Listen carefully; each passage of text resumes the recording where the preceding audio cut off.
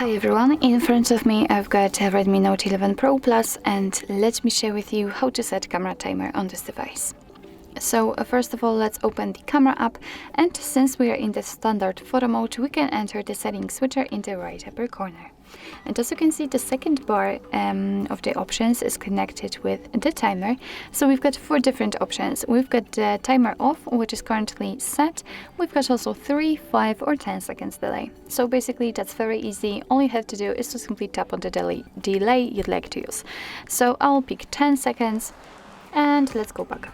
As you can see, after tapping on the shutter button, your device will count down from 10, and after that time it will take a photo. And of course it will work the same with 5 and 3 seconds delay, but it will of course be different. So for example, after picking 5 seconds, your device will count down from 5.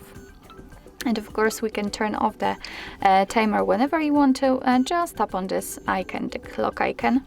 And after getting back, you can see that your device will take photos right after touching the shutter button. So actually this is it. This is how to set the camera timer in your Redmi Note 11 Pro Plus.